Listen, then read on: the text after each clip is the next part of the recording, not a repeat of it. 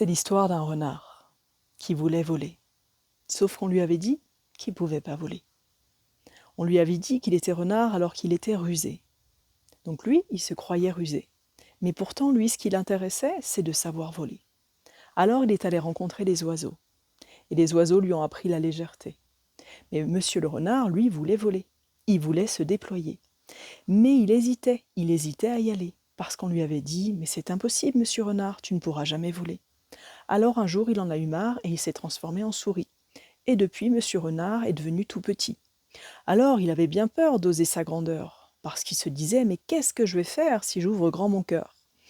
Et donc monsieur renard, qui était devenu souris, mais qui rêvait d'être un oiseau, était bien compliqué et se sentait porter un grand et lourd fardeau. Un jour, il rencontra un cheval bienveillant, qui le regarda et l'accompagna un instant. Et c'est à ce moment que le cheval lui dit « Mais renard, si tu veux voler, tu n'as qu'à déployer tes poils et te mettre à voler.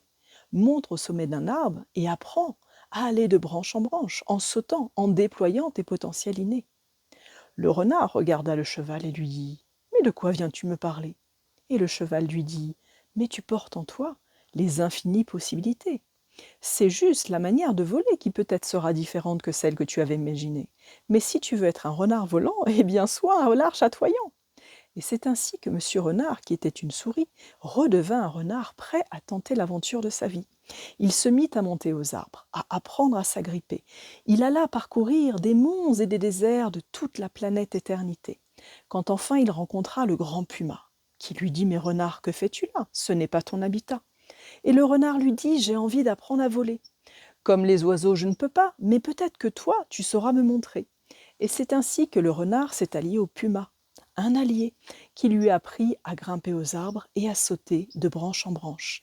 Alors, au sommet de la canopée, loin de son habitat originel, tout à coup, le renard eut la sensation de voler.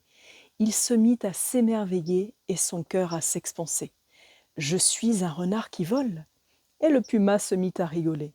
Et les oiseaux se sont rapprochés. « Mais oui, tu es le renard qui vole. Tu as la capacité de transformer ta réalité pour déployer tes grandes ailes et incarner ton rêve sacré.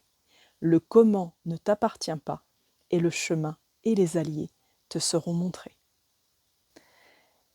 Cette petite fable, les amis, pour vous rappeler que tu peux incarner la beauté de tes rêves sacrés, que tu portes en toi les potentiels illimités de créer la vie rêvée de ton âme et que ta simple octave de vie, c'est de dire un grand oui et d'aller te rencontrer. D'oser traverser les frontières de tes limitations, d'oser déposer les masques de tes perceptions, d'oser traverser les obstacles des autres qui te diront non pour aller rencontrer tes potentiels divins incarnés, pour aller faire émerger en toi les graines de tes possibilités. Peut-être qu'on ne te l'a jamais dit, alors je te le dis. Tu es un être humain extraordinaire et ta sensibilité, que tu sois une femme ou un homme incarné dans la matière, est ta plus grande force d'être-té. C'est elle ta boussole, c'est elle qui te permet de te positionner, c'est elle qui te permet de libérer les entraves de ta cage dorée. C'est elle qui va te donner le souffle de voler pour aller rencontrer ton plus grand potentiel humain incarné.